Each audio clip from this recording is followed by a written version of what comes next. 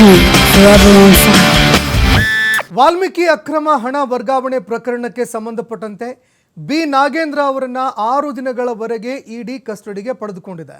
ಇನ್ನು ನ್ಯಾಯಾಧೀಶರ ಮುಂದೆ ಅವರನ್ನ ಹಾಜರುಪಡಿಸಿದಂತಹ ಸಂದರ್ಭದಲ್ಲಿ ಬಿ ನಾಗೇಂದ್ರ ನನಗೂ ಈ ಹಗರಣಕ್ಕೂ ಯಾವುದೇ ಸಂಬಂಧ ಇಲ್ಲ ಅಂತ ಹೇಳಿದ್ದಾರೆ. ವಾಲ್ಮೀಕಿ ಹಗರಣಕ್ಕೂ ನನಗೂ ಯಾವುದೇ ರೀತಿಯಾದಂತಹ ಸಂಬಂಧನೇ ಇಲ್ಲ. ನಾನು ವಾಲ್ಮೀಕಿ ನಿಗಮದ ಅಧ್ಯಕ್ಷನಾಗಿದ್ದೆ ಅಷ್ಟೇ. ಅಲ್ಲದೆ ಈ ಒಂದು ಹಣ ವರ್ಗಾವಣೆ ಆಗಿರುವಂಥದ್ದು ಬೋರ್ಡ್ ಮೀಟಿಂಗ್ ಮೂಲಕ ಹಣ ವರ್ಗಾವಣೆಯಾಗಿದೆ. ನನಗೆ ಆರೋಗ್ಯ ಸಮಸ್ಯೆ ಕೂಡ ಇದೆ, ಹೀಗಾಗಿ ನನಗೆ ಮೆಡಿಕಲ್ನ ಅವಶ್ಯಕತೆ ಕೂಡ ಬಂದೊದಗತ್ತೆ. ಹೀಗಾಗಿ ವಿನಾಯಿತಿ ನೀಡಬೇಕು ಅಂತ ನ್ಯಾಯಾಧೀಶರ ಬಳಿಯಲ್ಲಿ ಮನವಿ ಮಾಡಿಕೊಂಡಿದ್ರು. ಇನ್ನು ನ್ಯಾಯಾಧೀಶರ ಮುಂದೆ ಮಾಜಿ ಸಚಿವ ನಾಗೇಂದ್ರ ಅವರು ಹೇಳಿಕೆ ಕೊಟ್ಟಿರುವಂಥದ್ದು. ಇನ್ನು ಮಾಜಿ ಸಚಿವ ನಾಗೇಂದ್ರ ಅವರು ಮನವಿ ಮಾಡಿಕೊಳ್ತಾ ಇದ್ದಂತೆ 24 ಗಂಟೆಗೆ ಒಮ್ಮೆ ಅವರ ಆರೋಗ್ಯ ತಪಾಸಣೆ ಮಾಡೋದಕ್ಕೆ ಅಂತ ನ್ಯಾಯಾಧೀಶರು ಸೂಚನೆ ಕೂಡ ಕೊಟ್ಟಿದ್ದಾರೆ. ಆರೋಗ್ಯ ಸಮಸ್ಯೆ ಇದೆ, ಹೀಗಾಗಿ 24 ಗಂಟೆಗೊಮ್ಮೆ ಆರೋಗ್ಯ ತಪಾಸಣೆ ಮಾಡಿ ಅಂತ ನ್ಯಾಯಾಧೀಶರು ಸೂಚನೆ ಕೂಡ ಕೊಟ್ಟಿದ್ದಾರೆ. ಇನ್ನು ನ್ಯಾಯಾಧೀಶರ ಮುಂದೆ ಹಾಜರುಪಡಿಸಿದಾಗ ನ್ಯಾಯಾಧೀಶರು ಸಹಜವಾಗಿ ಕೇಳಿರ್ತಾರೆ, ಈ ಪ್ರಕರಣದಲ್ಲಿ ಈ ರೀತಿಯಾಗಿ ಆರೋಪಗಳು ಕೇಳಿಬರ್ತಾ ಇದೆ, ಏನು ಹೇಳ್ತೀರಿ ನೀವು ಅಂತ ನ್ಯಾಯಾಧೀಶರು ಕೇಳಿದಾಗ, ಇಲ್ಲ ಸ್ವಾಮಿ, ನನಗೂ ಇದಕ್ಕೂ ಸಂಬಂಧನೇ ಇಲ್ಲ. ವಾಲ್ಮೀಕಿ ನಿಗಮದಲ್ಲಿ ಆಗಿರುವಂತಹ ಹಗರಣ ಏನಿದೆ, ಈ ಹಗರಣಕ್ಕೂ ನನಗೂ ಸಂಬಂಧನೇ ಇಲ್ಲ. ಈ ಹಣ ವರ್ಗಾವಣೆ ಆಗಿದೆ ಅಂತ ಇವರೇನು ಹೇಳ್ತಾ ಇದ್ದಾರೆ, ಇದು ಬೋರ್ಡ್ ಮೀಟಿಂಗ್ ಮೂಲಕ ಆಗಿರುವಂತಹ ಒಂದು ಹಣ ವರ್ಗಾವಣೆ, ನನಗೂ ಇದಕ್ಕೂ ಸಂಬಂಧ ಇಲ್ಲ. ನಾನು ಆ ನಿಗಮದ ಅಧ್ಯಕ್ಷನಾಗಿದ್ದೆ ಅಷ್ಟೇ ಅಂತ ಅವರು ನ್ಯಾಯಾಧೀಶರ ಮುಂದೆ ಹೇಳಿರುವಂಥದ್ದು. ಅಲ್ಲ ಸರ್, ಅದೇ ಯಾಕೆ ಈ ಒಂದು ಪ್ರಕರಣದಲ್ಲಿ ನಿಮ್ಮ ಪಾತ್ರ ಇಲ್ಲ ಅಂತ ಹೇಳಿದ್ರಿ, ಯಾಕೆ ನಿಮ್ಮನ್ನ ಪಾತ್ರ ಇಲ್ಲದೇ ಇಲ್ಲ ಸರ್? ನಿಮ್ಮ ಅಧಿಕಾರಿಗಳೇನೋ ಮಾಡಿರ್ಬೋದು ಅಂತ ಅನ್ಸತ್ತಾ? ನಿಮಗೆ ಅರಿವಿಲ್ಲದೆ ಸರ್? ನಿಮಗೆ ಅರಿವಿಲ್ಲದೆ ನಿಮ್ಮ ಪಾತ್ರ ಇಲ್ಲ ಅಂತ ಹೇಳಿದ್ರೆ ಮತ್ತೆ ಯಾಕೆ ನಿಮ್ಮನ್ನ ಕರ್ಕೊಂಡ್ಬಂದಿದ್ದಾರೆ ಸರ್? ನಿಮ್ಮ ಅರಿವಿಲ್ಲದೆ ನಿಮ್ಮ ಅಧಿಕಾರಿಗಳೇನು ಮಾಡಿದಾರೆ ಅನ್ಸತ್ತಾ?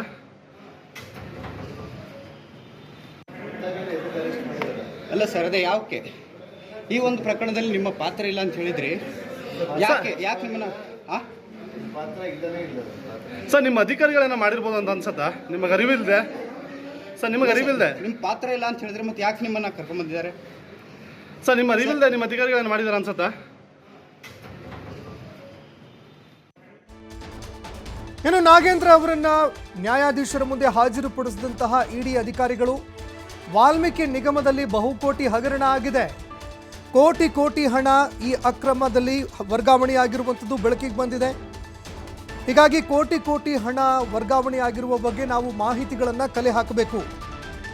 ಹಣದಲ್ಲಿ ಯಾರ್ಯಾರು ಫಲಾನುಭವಿಗಳಿದ್ದಾರೆ, ಅಂದರೆ ಈ ಹಣ ಯಾರ್ಯಾರಿಗೆ ಹೋಯಿತು, ಯಾರ್ಯಾರು ಇದರಲ್ಲಿ ಪಾಲುದಾರಿಕೆ ಹೊಂದಿದ್ದಾರೆ, ಯಾರ್ಯಾರ ಖಾತೆಗಳಿಗೆ ಹೋಯಿತು, ಅದನ್ನು ತೆಗೆದುಕೊಂಡವರು ಯಾರು, ಅದನ್ನು ಬಳಕೆ ಮಾಡಿದ್ದಲ್ಲಿ, ಇದೆಲ್ಲವನ್ನೂ ಕೂಡ ಪತ್ತೆ ಹಚ್ಚಬೇಕು.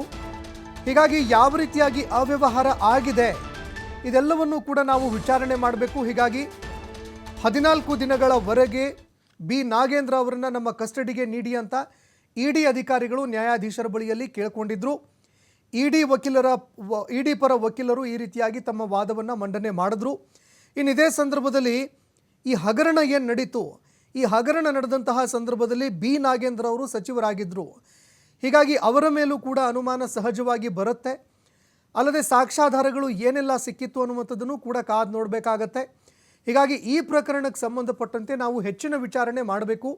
ಯಾಕಂದರೆ ಇದೊಂದು ಬಹುಕೋಟಿ ಹಗರಣ, ಯಾರ ಖಾತೆಗೆ ಹಣ ಹೋಯಿತು, ಫಲಾನುಭವಿಗಳು ಯಾರು, ಎಲ್ಲಿ ಬಳಕೆ ಮಾಡಿಕೊಂಡ್ರು, ಇದೆಲ್ಲವನ್ನೂ ಕೂಡ ನಾವು ವಿಚಾರಣೆ ಮಾಡಬೇಕಾಗಿದೆ. ಅದೇ ಕಾರಣಕ್ಕಾಗಿ ಹೆಚ್ಚಿನ ದಿನಗಳವರೆಗೆ ನಮಗೆ ಕಸ್ಟಡಿಗೆ ನೀಡಬೇಕು ಅಂತ ಇಡಿ ಅಧಿಕಾರಿಗಳ ಪರ ವಕೀಲರು ಮನವಿಯನ್ನು ಮಾಡಿಕೊಂಡ್ರು. 14 ದಿನಗಳವರೆಗೆ ಕಸ್ಟಡಿಗೆ ಕೇಳಿದ್ರು. ಆದರೆ ನ್ಯಾಯಾಧೀಶರು 6 ದಿನಗಳವರೆಗೆ ಕಸ್ಟಡಿಗೆ ನೀಡಿ ಆದೇಶವನ್ನು ಹೊರಡಿಸಿದರು. ವಾಲ್ಮೀಕಿ ನಿಗಮದಲ್ಲಿ ಆಗಿರುವಂತಹ ಈ ಬಹುಕೋಟಿ ಹಗರಣಕ್ಕೆ ಸಂಬಂಧಪಟ್ಟಂತೆ ನಾವು ವಿಚಾರಣೆ ಮಾಡಬೇಕು ಅಂತ ಕೇಳಿಕೊಂಡ್ರು. ಇನ್ನು ಅದೇ ರೀತಿಯಾಗಿ ಬಿ ನಾಗೇಂದ್ರ ಅವರನ್ನು ಕೂಡ ಇದಕ್ಕೆ ಸಂಬಂಧಪಟ್ಟಂತೆ ನ್ಯಾಯಾಧೀಶರು ಪ್ರಶ್ನೆ ಮಾಡಿದ್ರು. ಏನಪ್ಪ ಈ ರೀತಿಯಾಗಿ ಆರೋಪ ಕೇಳಿ ಬರ್ತಾ ಇದೆ, ಏನು ಹೇಳ್ತೀರಿ ಇದಕ್ಕೆ? ನನಗೂ ಇದಕ್ಕೂ ಸಂಬಂಧನೇ ಇಲ್ಲ ಸ್ವಾಮಿ, ಇವರೇನೋ ಹೇಳ್ತಾ ಇದ್ದಾರೆ ನಿಜ, ಆದರೆ ಇದಕ್ಕೂ ನನಗೂ ಸಂಬಂಧನೇ ಇಲ್ಲ. ಇನ್ನು ಹಗರಣ ಆಗಿದೆ ಅಂತ ಏನು ಹೇಳ್ತಾ ಇದ್ದಾರೆ, ಇದು ಬೋರ್ಡ್ ಮೀಟಿಂಗ್ ಥ್ರೂ ಆಗಿರುವಂತಹ ಒಂದು ಹಗರಣ. ಹೀಗಾಗಿ ಆ ಸಂದರ್ಭದಲ್ಲಿ ನಾನು ಸಚಿವನಾಗಿದ್ದೆ ಅಷ್ಟೇ, ನನ್ನ ಗಮನಕ್ಕಿಲ್ಲ. ಯಾವ ಕಾರಣಕ್ಕಾಗಿ ನನ್ನನ್ನು ಅರೆಸ್ಟ್ ಮಾಡಿದ್ರೋ ಅದು ಕೂಡ ನನಗೆ ಗೊತ್ತಿಲ್ಲ ಅಂತ ಅವರು ನ್ಯಾಯಾಧೀಶರ ಮುಂದೆ ಮಾತಾಡಿರುವಂಥದ್ದು. ಇನ್ನು ಅದೇ ರೀತಿಯಾಗಿ ಅನಾರೋಗ್ಯ ಸಮಸ್ಯೆ ಬಗ್ಗೆಯೂ ಕೂಡ ಅವರು ಮಾತನಾಡಿಕೊಂಡ್ರು. ಹೀಗಾಗಿ ಆರೋಗ್ಯ ತಪಾಸಣೆ ಬಗ್ಗೆಯೂ ಕೂಡ ನ್ಯಾಯಾಧೀಶರು ಸೂಚನೆಯನ್ನು ಕೊಟ್ಟರು. ಇನ್ನು ಅದೇ ರೀತಿಯಾಗಿ ಈ ಹಗರಣಕ್ಕೆ ಸಂಬಂಧಪಟ್ಟಂತೆ ಸ್ಪಷ್ಟವಾಗಿ ಅವರು ನನಗೂ ಇದಕ್ಕೂ ಸಂಬಂಧ ಇಲ್ಲ, ಹೀಗಾಗಿ ಇದಕ್ಕೆ ಸಂಬಂಧಪಟ್ಟಂತೆ ನಾನು ಆ ಸಂದರ್ಭದಲ್ಲಿ ಸಚಿವನಾಗಿದ್ದೆ, ಇದೆಲ್ಲವೂ ಕೂಡ ಬೋರ್ಡ್ ಮೀಟಿಂಗ್ ಥ್ರೂ, ಅಂದರೆ ಯಾವ ಬ್ಯಾಂಕಲ್ಲಿ ಆಗಿದೆ ಅಂತ ಹೇಳ್ತಾ ಇದ್ದಾರಲ್ಲ ಆ ಬ್ಯಾಂಕ್ನ ಒಂದು ಬೋರ್ಡ್ ಮೀಟಿಂಗ್ ಥ್ರೂ ಆಗಿರುವಂತಹ ಹಗರಣ ಇದು. ಇನ್ನು ಅದೇ ರೀತಿಯಾಗಿ ಇಡಿ ಪರ ವಕೀಲರು ಇಲಾಖೆಯ ಸಚಿವರು ಇವರೇ ಆಗಿದ್ದರು, ಹೀಗಾಗಿ ಇವರನ್ನು ಹೆಚ್ಚಿನ ವಿಚಾರಣೆ ಮಾಡಬೇಕು, ಅದಕ್ಕೆ ಕಸ್ಟಡಿಗೆ ನೀಡಬೇಕು ಅಂತ ಮನವಿ ಮಾಡಿಕೊಂಡ್ರು.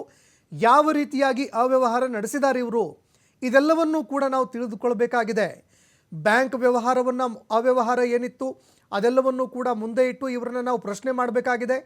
ಇನ್ನು ಕಚೇರಿಗಳು ಸೇರಿ ಹಲವೆಡೆ ಸ್ಥಳ ಮಹಜರು ಕೂಡ ಮಾಡಬೇಕಾಗಿದೆ. ಯಾಕಂದರೆ ಎಲ್ಲೆಲ್ಲಿ ಕುಳಿತುಕೊಂಡು ಮಾತನಾಡಿದ್ದಾರೆ, ಕೆಲವು ಆಡಿಯೋಗಳು ಕೂಡ ಹೊರಗಡೆ ಬಂದಿದೆ ಅಂತ ಹೇಳಲಾಗ್ತಾ ಇದೆ, ಇನ್ನು ಕೆಲವರು ಮಾಹಿತಿಗಳು ಕೂಡ ಕೊಟ್ಟಿದ್ದಾರೆ ಅಂತ ಹೇಳಲಾಗ್ತಾ ಇದೆ. ಇದೇ ಕಾರಣಕ್ಕಾಗಿ ನಾವು ಸ್ಥಳ ಮಹಜರು ಮಾಡಬೇಕು. ಅದೇ ರೀತಿಯಾಗಿ ಯಾರ್ಯಾರ ಪಾತ್ರ ಏನೇನಾಗಿತ್ತು, ಈ ದುಡ್ಡು ಹೋಗಿದ್ದಾದರೂ ಎಲ್ಲಿ, ಇದೆಲ್ಲದಕ್ಕೂ ಸಂಬಂಧಪಟ್ಟಂತೆ ನಾವು ವಿಚಾರಣೆ ಮಾಡಬೇಕು. ಇನ್ನು ಬಿ ನಾಗೇಂದ್ರ ಅವರು ಆ ಸಂದರ್ಭದಲ್ಲಿ ಸಚಿವರಾಗಿದ್ದರು, ಅದೇ ಕಾರಣಕ್ಕಾಗಿ ನಾವು ಅವರನ್ನು ವಿಚಾರಣೆ ಮಾಡಬೇಕು. ಇದೇ ಕಾರಣಕ್ಕಾಗಿ 14 ದಿನಗಳವರೆಗೆ ನೀವು ಕಸ್ಟಡಿಗೆ ನೀಡಿ ಅಂತ ನ್ಯಾಯಾಧೀಶರ ಬಳಿಯಲ್ಲಿ ಅವರು ಮನವಿ ಮಾಡಿಕೊಂಡ್ರು. ಆದರೆ ನ್ಯಾಯಾಧೀಶರು ಇದಕ್ಕೆ ಸಂಬಂಧಪಟ್ಟಂತೆ 6 ದಿನಗಳವರೆಗೆ ಅವರನ್ನು ಕಸ್ಟಡಿಗೆ ನೀಡಿ ಆದೇಶ ಹೊರಡಿಸಿದ್ದಾರೆ. ಇನ್ನು ಪ್ರಕರಣಕ್ಕೆ ಸಂಬಂಧಪಟ್ಟಂತೆ ನಾವು ನೋಡಿದ್ದೇ ಆದರೆ ಈವರೆಗೆ ಒಟ್ಟು SIT ಅಧಿಕಾರಿಗಳು 11 ಜನರನ್ನು ಬಂಧಿಸಿದ್ದಾರೆ. ಇನ್ನು ಮತ್ತೊಂದೆಡೆಯಲ್ಲಿ ಈ ಪ್ರಕರಣಕ್ಕೆ ಸಂಬಂಧಪಟ್ಟಂತೆ SIT ಅಧಿಕಾರಿಗಳು ಆದಿಯಾಗಿ ಇಡಿ ಅಧಿಕಾರಿಗಳು 2 ಅರೆಸ್ಟ್ ಮಾಡಿರೋದ್ರಿಂದ ಒಟ್ಟು 13 ಜನರು ಅರೆಸ್ಟ್ ಆಗಿದ್ದಾರೆ.